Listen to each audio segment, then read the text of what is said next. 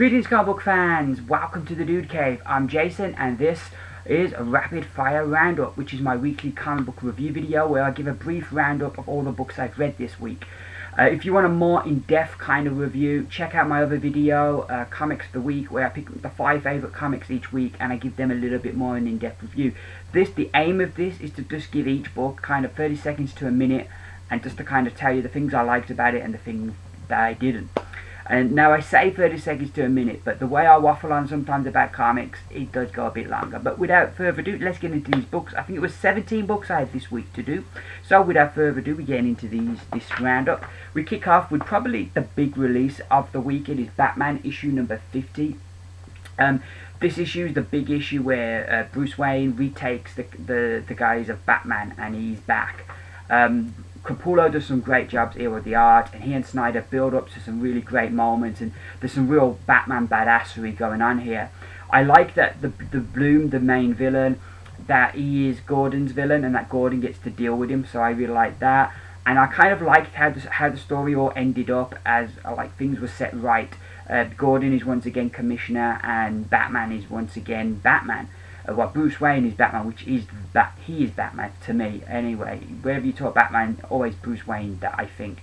So yeah, I really enjoyed this. I think probably sometimes I think Snyder is the victim of his own success, in that like you think past stories have been so good, they set such a high bar that sometimes it kind of, even though he does an excellent issue, you kind of think it's not as excellent because he set such high standards.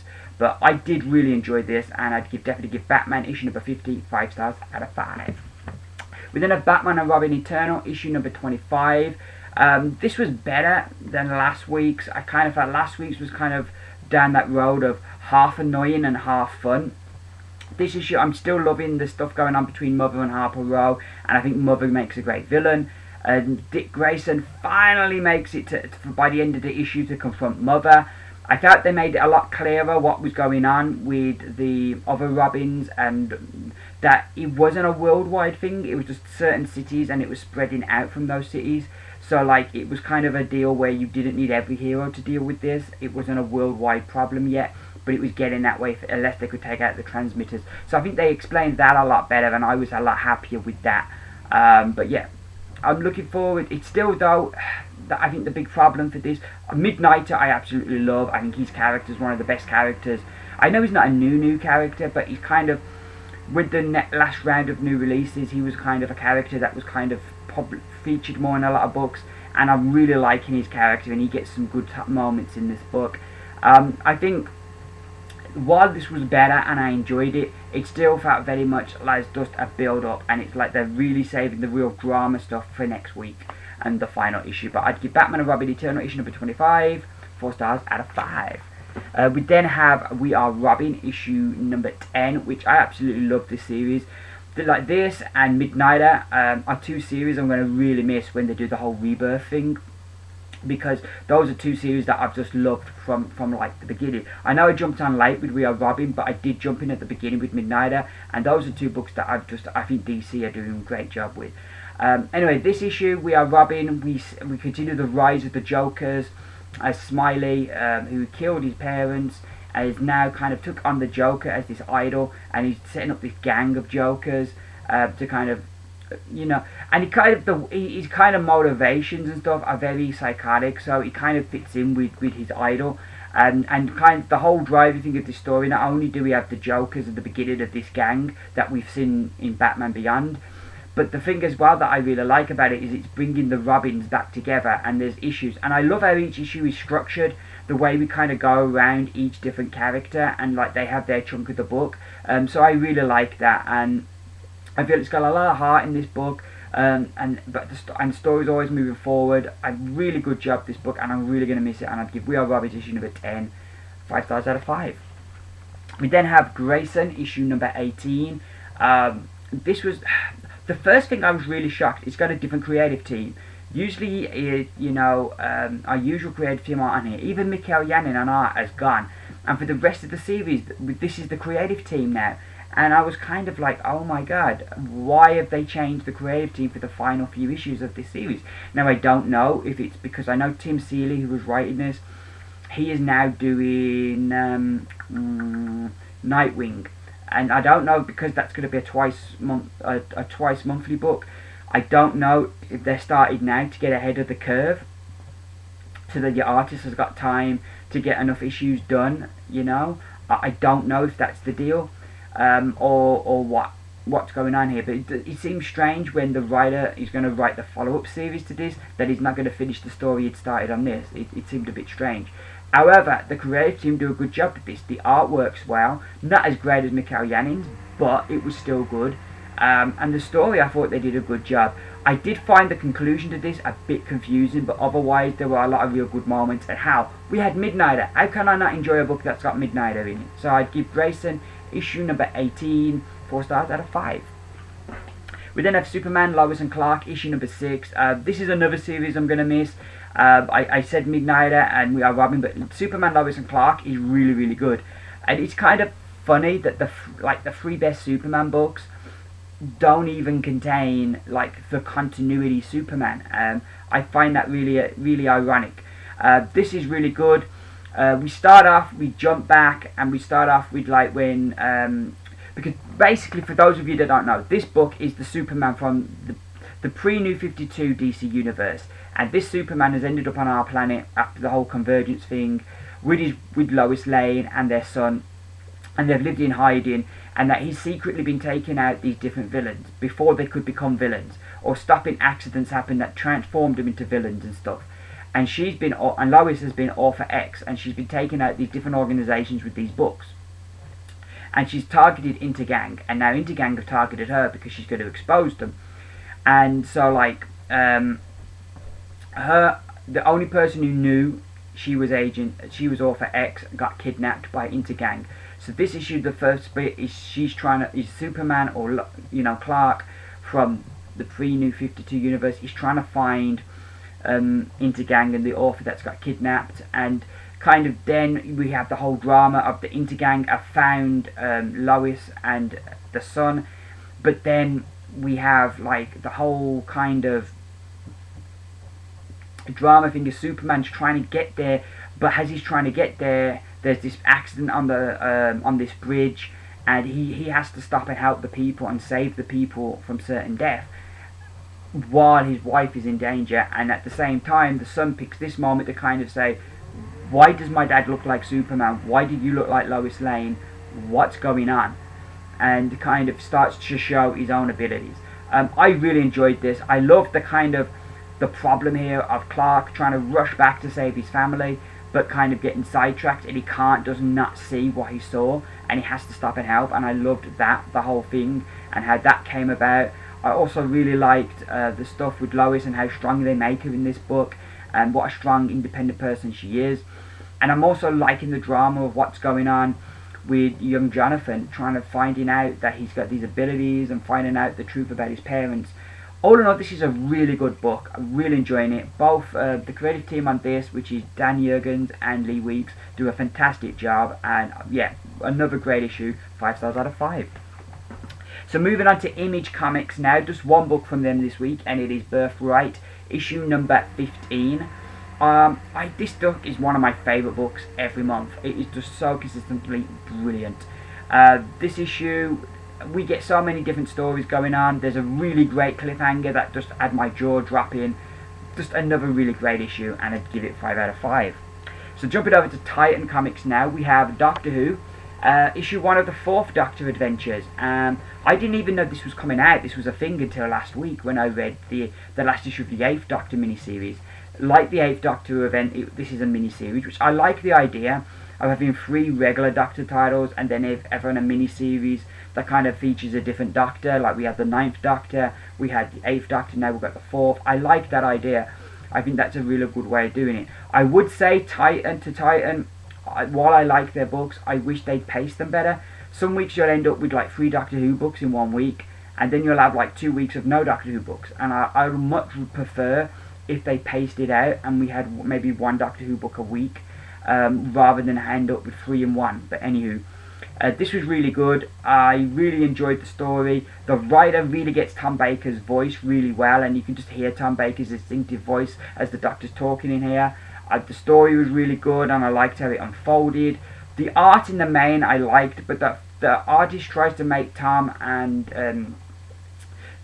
Baker's Doctor and Sarah Jane too much like them in real life, rather than try and kind of find a comic version of them. And I feel at times, while I think he gets Tom Baker perfectly and he does a great job throughout the issue, I think with Sarah Jane he did struggle at times because he needs her in certain poses, and maybe he didn't have anything to kind of draw from, and kind of she looks a bit off. And I would have preferred if he'd have just gone to try and find a comic version of them, comic book version of them, than try and make them so photorealistic. Other than that minor gripe, I really enjoyed this. Great start to the series, and I'd give Fourth Doctor Adventures, issue number 1, gets from me 4 stars out of 5. Next up we have the 10th Doctor Adventures, Year 2, issue number 7. This was another great issue. It concludes the storyline brilliantly. Everything gets resolved nicely, and it leaves you really satisfied at the end. Some nice twists and turns as we go through the issue. I really enjoyed this. I thought this was a lot of fun, and I'd give Doctor Who 10th Doctor Adventures Year 2 issue number 7. Can you get a longer title name? I'd give this book 5 out of 5. Really great stuff. Keeping with as we move to Valiant Comics, we're going to keep with our Doctor theme, as we have the death-defying Dr. Mirage Second Lives issue number 4. This was another brilliant issue. I really like this. This was the conclusion to this mini-series. They wrap it up nicely, but they leave a nice little cliffhanger in there that we could maybe come back to and explore in another mini-series. I love the relationship between Shen and Wan, and like the villain in this, once again, was just a great villain and totally despicable. And I like the twist of how they dealt with him and the unexpected that happened. I thought that was really good. Really enjoyed this, and the art was magnificent. And really, I don't know who done the art, but whoever it is, let's have a look. Oh, Roberto De La Torre with El Barrionivo. The art in this was really good. I really liked it, and the colours. All in all, really good book. If you like your kind of supernatural stuff, this is definitely a book worth checking out. And you've Dr. Mirage Second Lives issue number 4, 4 stars out of 5. We then have X-O Manowar issue number 45. This is the penultimate part of the Kill List story arc that we're currently running. I like Arik and Ninjak as a team. They really go well together. And as they're trying to take out these terrorist cells of Plantins, I kind of find the story very appropriate with these refugees and people using the refugee crisis to kind of push their agenda for war. And then these terrorist cells that are kind of trying to provoke war, and I really like how it kind of, I don't know if this was intentional or just the story they're trying to tell, but there's so much you can kind of equate to real life, and I like when comics kind of talk about that. But I really enjoyed this story. I'm loving what they're doing at the moment. X-O Manowar is just really badass right now, but there's some shocking turn of events that just had my jaw dropping, and probably the most shocking of the books this week, just some of the things that happen. But I'm really enjoying this. Remains my favourite Valiant character, and it gets X-O Manowar issue number 45, 4 stars out of 5. No, I'm sorry, I got that wrong. It's 5 stars out of 5 I'm giving X-O Manowar. I had a moment there. Anywho, final Valiant book of the week. It is Bloodshot Reborn annual issue number 1. This was really good. I don't know if this is the way they used to do annuals, because I know currently with the annuals you'll get one story, complete story. Either with DC, often they'll continue the current story in the book, in the annual, and with Marvel you always get like a complete story. But this was like kind of like 4 different stories, all split up, but they each had different art and each was different, but each was really good. I really enjoyed this. I was really surprised reading through it, because at first when I saw, oh yeah, 64 pages, it's $5.99, but we've got 4 separate stories, and I was kind of like, I did pull a stink face, but like when I read it, I kind of turned that frown upside down, because it was really good, really great stuff. If you like Bloodshot or you like short stories, this is definitely one worth checking out, and I give Bloodshot Reborn annual number 1 5 stars out of 5. So now we move on to our final batch of books from Marvel Comics. This week we have All New, All Different Avengers, issue number 7. This continues the whole standoff crossover. I liked this issue. The issue starts off quite slow, as we kind of, but it's nice because we're kind of catching up, And it kind of reminds me of how things used to be as we're catching up with the different characters in between missions, you know, and they're doing their things. Vision's trying to repair bridges that have been damaged by him turning evil. We've got Cap and Thor hanging out. We've got, you know, and I liked seeing what these characters were doing, like when they're not being Avengers, and I thought that was a real nice way to open the issue. And then they kind of get on this adventure that leads them into getting involved in the whole standoff saga. I really like how this issue went, and the real twist when we got to the end was really good as well. Great stuff, and I'd give All New All Different Avengers issue number 7, 5 stars out of 5. We then have Star Wars issue number 17. Oh my gosh, I cannot believe that we're up to 17 issues, but then it probably only came out last year. You know how Marvel are with their like frequent issues. But this was really good. We've got the seriousness of like the whole jailbreak with Princess Leia in serious danger that I really liked, and I liked the villains there and that they weren't there, because at first I thought they were there from Vader to break out Dr. Aphra, but they're not, and I really like the twist of who they are and what they want, and that was really good.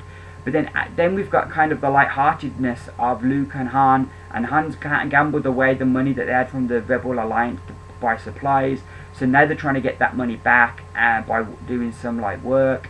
And I just thought the moments with Luke and Han I thought were really good. I really enjoyed this issue, and I like the kind of how the two stories were kind of different. The one's quite light and the other one's a bit more drama to it. All in all, this was really enjoyable and just showed the versatility of Jason Aaron's writing. And I give Star Wars issue number 17 4 stars out of 5. So next up we have Contest of Champions issue number 6. This issue we get the kind of the backstory to Maestro and how he was able to kind of manipulate the Collector and set all this up so that he's now got all this power. I didn't quite understand the whole thing with how he got part of the ISO 8 but was able to use that to get the rest. I kind of was thinking, well, why couldn't one of the other elders have figured that out? But I did like where the book ends up, and I thought it was paced nicely, and where it ends up somewhere really interesting, and I'm looking forward to the next issue. So I give Contest of Champions issue number 6 4 stars out of 5. We then have Star Wars Obi-Wan and Anakin issue number 3. This was a book that probably, since the Princess Leia book came out, was the book I was least looking forward to, but it is turning into a really good book. The thing that really helps this book is we get the look into Obi-Wan and his self-doubt, and that's one of the things that always struck me with Obi-Wan. He was too hard on himself. He did a good job. He did a difficult task, because he is this kid who hasn't had the training from birth like the other Jedi, and that kind of really put him, the whole thing of kind of possession and getting too close to possessions, he was never able to distance himself from. So I always thought Obi-Wan was too hard on himself, and we kind of get to see that here and how he kind of doesn't really see how good he is as a Jedi. We then have Anakin, and we kind of get the flashbacks to him and Palpatine and beginning of Palpatine's manipulations, and how that was kind of like a real long game, and how over all those years, that like probably like almost a decade, that he was subtly manipulating Anakin.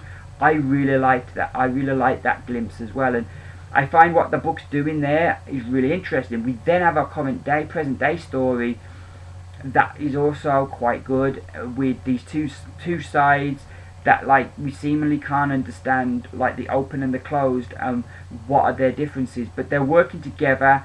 But then we get a really nice twist by the end of the issue. I enjoyed this all in all. This was a really good book. I enjoyed it more because it was a book I kind of came into not expecting that much, and I think the last 2 issues have really turned me around on this title. And I'd give Star Wars Obi-Wan and Anakin issue number 3 4 stars out of 5. We then have, for our penultimate book this week, it is The Ultimates issue number 5. And this is really good. The Ultimates have gone outside of space, time as we know it, to kind of try and see the damage that has been done to time.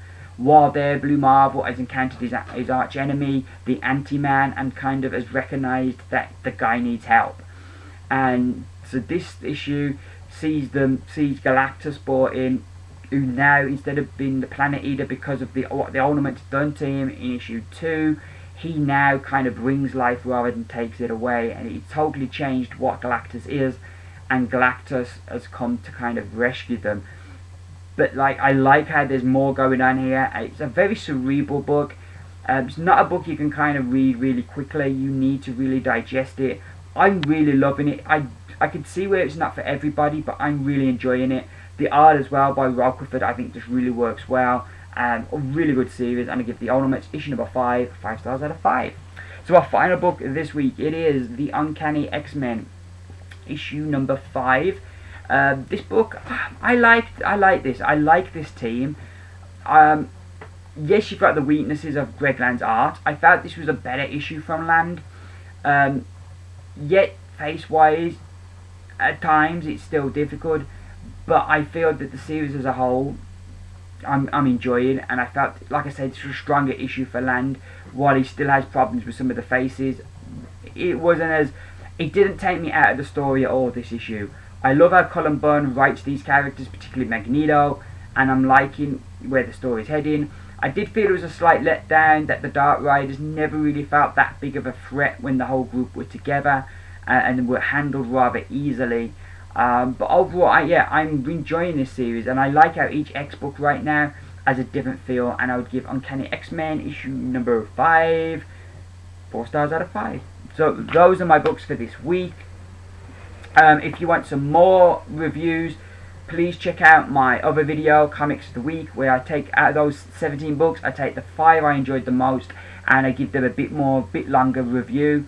I will be back next week with another another rapid fire roundup of my comics, as well as my Comics of the Week video. I hope you've all had a great week. If you've enjoyed this video, please give me those beautiful thumbs up. All that leaves me to say is that I've been Jason, coming to you from the Dude Cave with the rapid fire roundup. Keep reading, and bye for now.